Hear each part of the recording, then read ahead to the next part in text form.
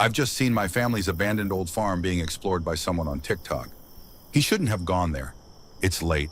I'm doing my usual, sitting in bed long past the time I need to be asleep, scrolling mindlessly through TikTok. It's a bad habit, I know. But you're here reading Reddit, right? I lazily flick the last watched video away, a cat wearing a helmet fashioned out of a melon, and a live feed takes its place. It's dark, with torches or headlamps making almost a strobing effect in some crusty old building. Ghost hunters or something like that. Not my thing. I raise my finger to scroll again, but at the last second, something catches my eye that stops me dead. The camera pans past a black and white framed photograph on the wall. It's my grandparents on their wedding day. I sit stock still, watching intently as the camera moves forward. I would recognize that photo anywhere, having examined it countless times as a child visiting their farmhouse. It was my favorite picture out of any hanging on their walls. This TikToker couldn't be in my grandparents' old farm, surely. It was true it had been left to fall into a state of disrepair after their passing. I look at their handle, Abendurend Expelzurer 305. I make a mental note to click on their page and see where else they have been, but for now cannot bring myself to look away from this feed, in case it disappears forever. They move further into the living room. A leather armchair, well worn in its day, but now the cushions were sunken in and the fabric torn beyond repair. The fireplace exposed stone and an enormous oak mantle, once the impressive focal point of the room, now warped and cracked. The lucky horseshoes that had hung from it litter the hearth, dull and lifeless. They had always been pride of place over the fire, polished and would glint in the firelight of an evening. The person holding the camera is speaking. I'd hardly noticed as I was so wrapped up in a cloud of nostalgia and outrage at this space being invaded. There's so many horseshoes around here, he was saying. They're over door thresholds. There was one laid into the kitchen floor, and these ones look like they used to hang over the fireplace. Now I know this is a farm, and they probably did have horses, but they are just everywhere. Now everyone knows horseshoes are known as a good luck charm, but unless you're into your folklore, you might not know that they also ward off evil spirits. I roll my eyes. Common knowledge. Another TikToker claiming to be an expert on the paranormal. His observation does set off a small prickle on the back of my neck, though. There were a lot of horseshoes at the farm. I tucked that bit of knowledge away for future reference. Many years ago, they had horses. But since the advent of modern tractors and farming methods, they were not needed, and neither Granny nor Grandpa had any great love for horses that I was aware of. Granny had always been a tad superstitious, though. Horseshoes, lucky heather, four-leaf clovers, that sort of thing. For the most part, I loved going to stay at Granny and Grandpa's when I was small. Apart from going to the bathroom alone, the only bathroom was upstairs, at the furthest end of the house from the kitchen or living room. To a kid, it felt like an epic journey. Going up wasn't so bad. Once the door from the living room shut, you would find yourself in the cool, quiet passageway, all sounds of life muffled by the thick wood. The air was so still you could hear a pin drop. You'd walk along, then turn back 180 degrees to go up the stairs. The upstairs landing was split on 2 levels, so you'd step down onto the back landing, then take a right to get to the bathroom. It was going back down that was the problem. Since I was old enough to go to the bathroom unaccompanied, once I turned that corner and got to the top of the stairs, a feeling would hit, like an icy finger in the small of your back. Run. I would run down the stairs and back to the kitchen as quickly as my little legs could carry me.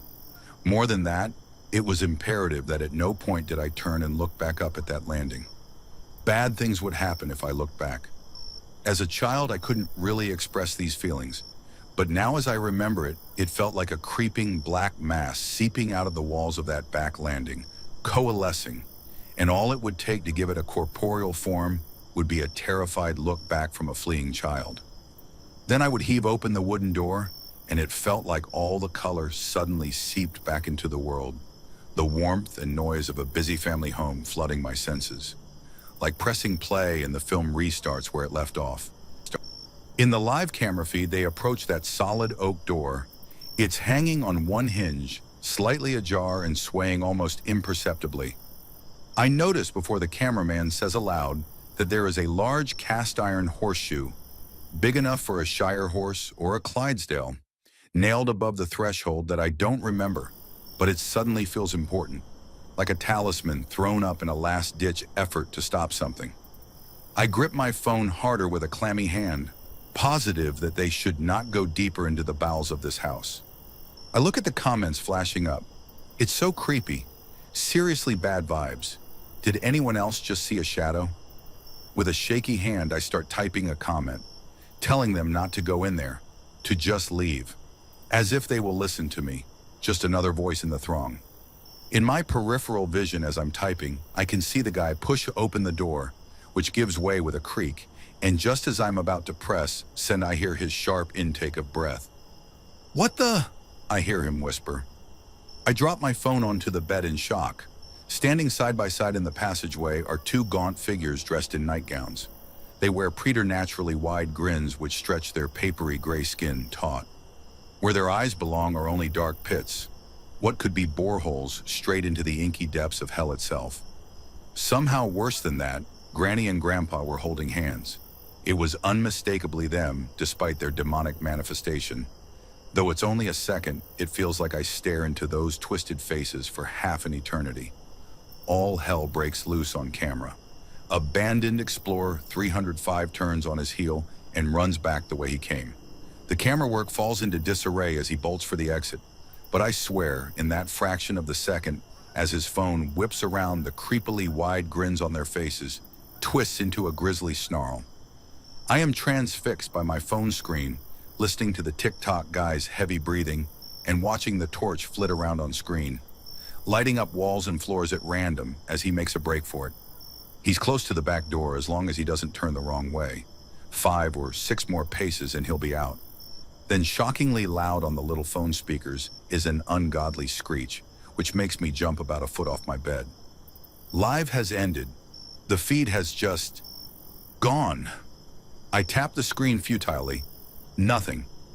Did he make it out? I search for his handle on the app and nothing comes up.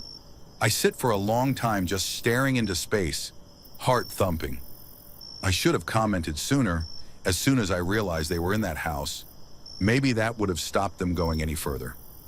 A notification pops up on my phone, a direct message on TikTok. Strangely, there's no account name with the message. Come to us, very direct, no ambiguity there. I sigh and reach for a notebook from my bedside table to cross the latest attempt off the list. Communication with the undead via the internet is a new development. An extra deep grave didn't do the trick. Rocks in their mouths, black salt, holy water from lords, a stake through the heart. Nothing keeps these two restless souls in their grave for long. We don't know if it's the land itself, a curse upon the family, or something else. Did they see that black thing I was so afraid of as a kid? Was that the reason, or a symptom? I glanced down the list of things yet to try. Next up, decapitation of the corpses. I don't relish the thought of that one. I fire off a quick text to my brother. Trouble at mill. That's the code. Code for, get your shovel, we're off to dig up our old granny and grandpa again to see if we can finally get them to rest in peace like you're supposed to. The problem is, each time we try to end this and fail, every time they come back, they are more changed than before. The last time they climbed out of that grave, they looked like themselves, only dead. Upsetting, but to be expected. The nightmarish figures I have seen tonight were a world away from that. I worry we are giving them power, feeding them somehow. But we can't just let them roam free, especially when other people get caught in the crossfire. I think this is going to require some outside help. Story 2. I bought a farm in the countryside, and it ended up being a nightmare. I was from the city. I had dreams of escaping the busy day-to-day shuffles of it all, and always dreamed of living in a small town away from everything. After months of hunting and arguing with realtors, I found some property I wanted to call my own and start a new life with my son. It was a small farming town in Kansas with a population of around 2,000 people. It was perfect. I bought the land, packed me and my son Elijah's things in a U-Haul, and we made our journey to our new home.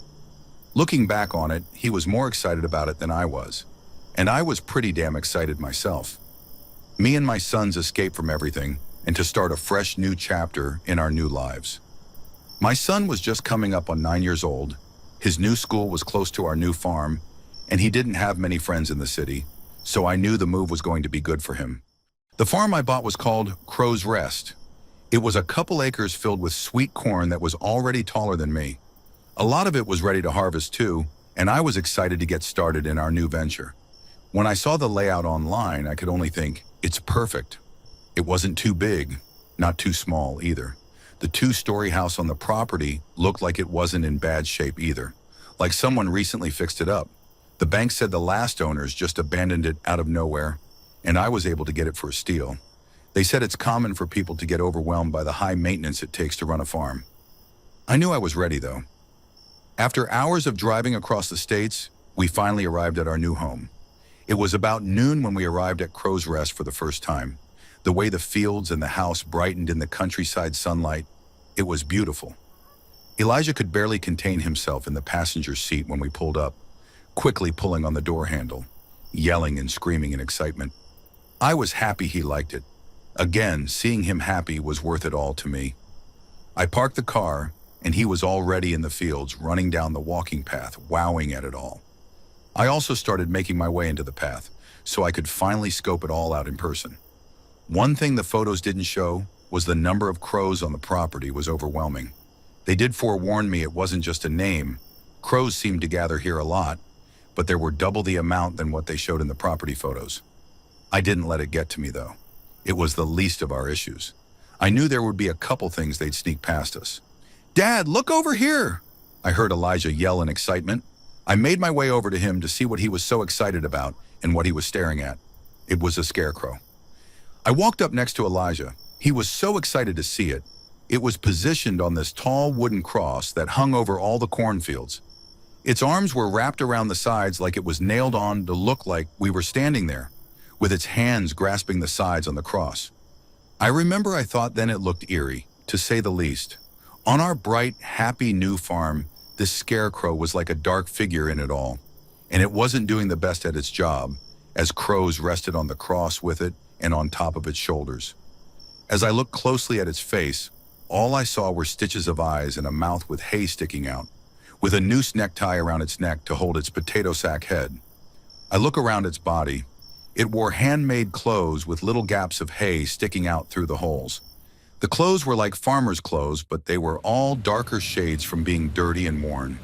It wore a dark black trench coat that was worn out and ripped up near the bottom. It wore black boots, much like farm workers wear, with a toe box that looked like it had seen better days. And lastly, a dark sun hat on his head as the finishing touch. It felt like it didn't fit in with the rest of the farm, but Elijah seemed to love him. "Can I name him Dad? Please, please," he said with excitement. I didn't want to ruin his happiness with how off-putting the thing made me feel. What the heck, I thought. If he enjoyed it, I figured I'd suffer with the eyesore for him. "Yeah, go ahead. Name it whatever you want." Elijah thought on it for a bit. He looked around the farm and at all the crows, and then back at the scarecrow. "Tobias, traitor to all crow kind," he said with such innocence in his voice. Honestly, giving it a name like that made it seem more or less eerie, weirdly enough. "Tobias, it is then." With an arm around him, I said, "Come on, let's get things unpacked and check out the new place," I said, directing him back toward the direction of the car. Crows cawing all around us as we made our way back. The first couple of weeks were great. I started getting a handle on the whole farm life. Got all the equipment and tools we needed, some minor fix-ups around the house and the barn, and even told Elijah soon we could start picking out some animals. Even made our way into town, getting to know a lot of the locals. Many of them had never even heard of Crow's Rest when I brought it up, which was strange to me with how close to town it was. They were excited about the corn I was promising everyone, though. Everything was perfect until it all started happening all at once. I was working on the barn out back, on the opposite side of the crops, away from the house. I was giving it a fresh coat of paint that it desperately needed. When I heard Elijah in the fields, it was like he was talking to someone. Curious about it all, I yelled out to him, "Who are you talking to, buddy?" It was quiet for a bit. I got worried, so I dropped my brushes and walked over to where the walkway that went through the field. Elijah, I said again. Then he popped out from the crops, looking at me like he did something wrong and was scared to be in trouble. I tried to see what was the matter. "What's up, buddy? Who were you talking to out here?" "The birds," I said jokingly, but he had a nervous face on him. "I was talking to Tobias," he said, still nervously. I didn't think much of it, so I added to it. "Oh yeah, what did Tobias have to say? Is he ready for some new clothes because his aren't looking so pleasant nowadays?" I continued joking, as I was whipping some paint that got on my hands on my pants and started walking back toward the barn side. "Tobias doesn't talk much. He just listens. He waved at me, so I waved back at him and asked how he was," Elijah said. "It waved at him?" It must have been the crow's movement, and he got it confused. Still, I didn't want him to think it could move. "I don't think Tobias can't move, buddy. He is made of straw, after all." Elijah interrupted me before I could finish. "He does move, Dad. I've seen it," he yelled out at me. I had no idea what he was talking about or how to even respond back to it. "Are you sure, buddy? When did you see such a thing? Or have I been missing something?" I said, clearly arguing with my 9-year-old about if the scarecrow moved or not. "Well, he waved at me, and he leaves his cross at night. I see him moving around the field sometimes. And last night, he was standing in front of our house." My heart stopped. What did he just say? The other stuff I could let go to his wild imagination. But if he saw someone standing in front of our house, that's when it started to become alarming for me. "Wait, you saw someone stand in front of our house last night? And you see people moving in the fields? Why haven't you told me any of this until now?" Elijah looked nervous, like he was in trouble for not mentioning it sooner, but this was concerning. I tried to level with him on it. "Hey, you're not in trouble, but things like this I gotta know about, buddy. We can't have people running around our property. It's not safe." I tried reassuring him if someone was stalking around the farm at night. I wanted to know about it. I'm glad he told me now, so I can keep more of an eye out. "It's not people though, Dad. It's Tobias." Again, he tries to tell me it's the scarecrow, which in reality was probably better he thought that than it being a person. I didn't want to argue with him and upset him, so I dropped it for now. "Okay, let's call it a day and get some dinner ready." I put my arm around him, looking around our fields as we started to head back to the house, looking at Tobias hanging there before heading out of the fields. That night after dinner, I put Elijah to bed and was on my computer working for a bit. I still worked from home remotely even though we're doing the farm now, just to make sure we had some cash flow still, and I'd stay up at night finishing the work pretty late, usually to about midnight. That night I kept thinking about what Elijah said about people in our fields. It concerned me, so I figured I'd report it to the local authorities in the morning just to have it documented. It was probably just some local kids playing in our fields, if anything. Then I heard something outside. It sounded like slow-trotting footsteps right outside on the other side of the wall where I was sitting. I froze. There really was someone outside. What should I do? I remember thinking, I didn't even own a gun yet. Honestly, didn't think I'd need one. I slowly started to get up out of my chair and quickly made it over to the lamp to turn out the lights. I wanted to make the room as dark as possible, so I could maybe sneak a peek out the window to see what it was before it could see me. I heard the slow walking thud of whatever it was still, but it wasn't in the vision of the window corner I was peeking out of yet. I could feel my heart pounding, nervously waiting to see whatever was just freely walking our property, hoping it was just some animal. Then I heard something. Very quietly, I heard words. "You're not real. Follow my voice. I can help you. It's just story. Lost in the dark. All alone. Let me in. It's here. Let me in." It was like broken sentences, with long pauses in between them. It said these things with a rustic, whistling-like voice. No doubt about it now, someone was outside just freely walking our property. Hearing the voices only made me angrier. Honestly, I refused to let someone just freely walk our property. I finally gathered the courage up, grabbed a baseball bat I had downstairs, and started to make it to the front door. I swung it open and ran to the side of the house facing the fields, where I swore I heard the footsteps. I saw nothing. All I could hear now was the wind blowing and the crops swaying back and forth. I was so confused. I know I heard something. The night sky was clear so I could see around me, but not well enough to look for people's footprints. I didn't know what to do. Then suddenly loud crashing started, like something was knocking over plates, photo frames off the walls, and even the chairs. It's inside my house. Whatever it is, it was in my damn house. It must have snuck through the front when I came outside. My heart dropped. How could I be so careless? Oh my God, Elijah! I panicked. I quickly bolted back to the front of the house, going through the front door.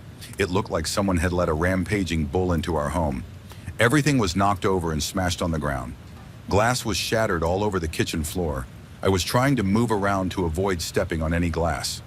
I started hearing the rustic whistling voice again. Only this time, it was yelling violently, screeching more words throughout my house. Down the lane, through the field. I hear crows. Don't open your eyes. I made it past the kitchen, scrabbling to make it to the stairway as fast as I could. Whatever this thing was, it was upstairs rampaging around. I had to get to Elijah as fast as possible. It continued to scream things upstairs as it was moving around like it was looking for something. Olivia, hide! It's coming! Olivia! You're not real. Monster! Help me! Open the... Keep running! It won't die! Everything it was saying didn't make sense, like fragments of sentences, but every word held weight to them. Its voice was terrifying, whatever it was. I knew it couldn't be human after hearing it scream.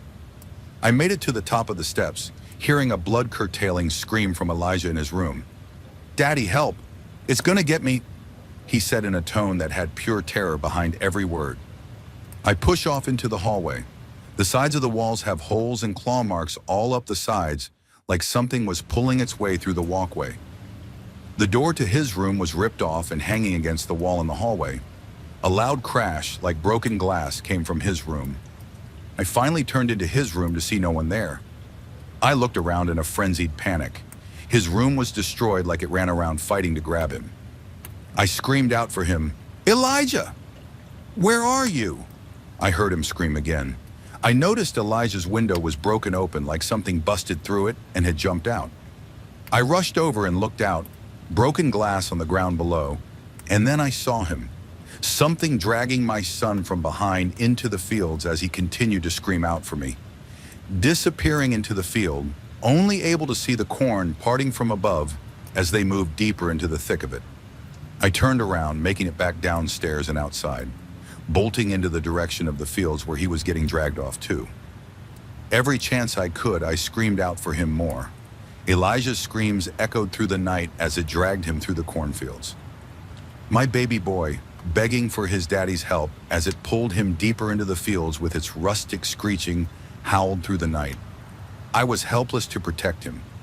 Unable to do anything for him, I couldn't match its speed. It moved so fluently through the field as the crows above blanked the skies like they were its servants. Watching me helplessly trail behind them, squawking and screaming at me as I pushed past the tall corn stalks, trying to keep close. Elijah's faint screaming led me toward where it was taking him. I felt so helpless. Tears started to river down my face. I lost his mother, and now I'm gonna lose my boy. I swore I would look after him, honey. His screams eventually stopped, but I continued mine, hoping to hear back from him and to let him know Daddy was coming. I pushed past out of the field into one of our path clearings in between the crops. There he was. Elijah was lying there. He was cut up, but he looked okay. Relief started to overtake me. I started to run towards him. Once in my embrace, nothing would take him from me. He was lying on his side, slowly getting up like whatever had dropped him had gone deeper into the crops. He looked up at me, crying and terrified. He screamed, "Dad, help me!" "Get me out of here, please." He started to stand now. "I'm so scared," while tears were streaming down his face. "I'm coming, buddy. It's gonna be okay. You're safe now." As I got closer to him, I felt better as I was about to scoop him up in my arms and get him out of there, away from whatever hell this is. Right when I got close enough, what looked like 8 silhouettes of hands reached out from the crops, grabbing onto him violently before I could, plunging him into the fields, dragging him across the ground back into the thickness of the cornstalk again. He instantly screamed out to me with his surprised shock. Only this time, Our eyes were locked together as he got dragged into the crop. "Elijah, no, grab my hand," I screamed out, as all the hopeful feelings I felt being so close to him got ripped again right in front of my eyes. I followed behind him, reaching out to try and grab his hand. But it wasn't enough, every attempt failing, just barely missing his touch. Then the thick of the cornstalk was no more. The area was all laid down like it was a small crop circle. The sky above was nearly blacked out from the swarm of swirling crows overhead. But I could finally see the thing that was taking my son in the bit of moonlight that peeked through. It was Tobias. The scarecrow was alive. Elijah was right. I felt ineffable fear as I watched this thing. It leaned back as its chest was ripped open, with what I only could describe as shadows coming from its chest, formulating what looked like over 20 silhouettes of hands grabbing and wrapping around Elijah. Some flailed around frantically, moving so inhuman. Grasping at the air, some grabbing at the ground while the other half wrapped around Elijah. One of the hands now reached out, covering his mouth as it muffled his screams. I didn't know what to do as it screamed out another rustic saying, "Tobias can't move. He is made of straw." With tears streaming down his face, Elijah held his hand out toward me. The hands slowly wrapped and warped around him, pulling him into the eternal void of its chest. He slowly disappeared inside the void in his chest until only his arm was hanging out, eventually being fully pulled in. After consuming him, all the hands went back inside it. Its chest started sewing itself back up as it leaned forward, now hunched over. I was in a coma of fear as I watched it. I couldn't move a single muscle in my body. The only noise now was the crows overhead, squawking and flying in circles around us. The scarecrow twitched every couple of seconds. It slowly began to move again, looking up toward me, staring into my soul with its sewn-together face. It said one final thing that night. "It's just a scarecrow. Don't be afraid." There was calm still after that. Then it let out another rustic scream that pierced through the night sky, sending all the crows flying in different directions. I couldn't fight this thing. This had to be some embodiment of a living nightmare. Adrenaline pumping through me, I bolt backward. Out of the clearing onto the trail heading back to the house, it pushed out of the crops, falling over as it chased in the direction I was running, quickly recovering and crawling after me on all fours like some animal. I looked back at it. The silhouettes of all the hands had returned, flailing around its body.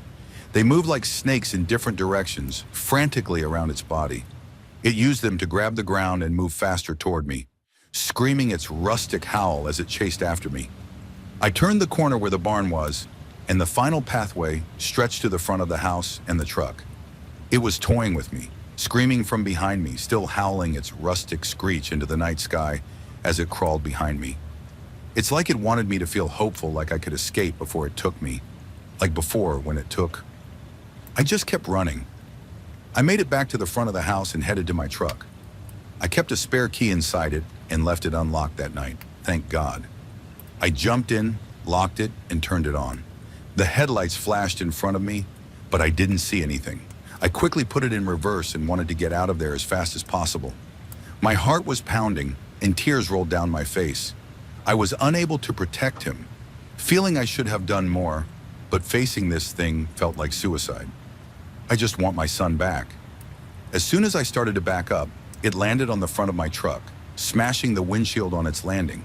Its serpent-like silhouetted arms were now wrapped around the front of the truck. Its face was inches away from mine, the cracked windshield being the only barrier between us. It's like it was looking deep inside my soul with its demonic, sewn-together eyes.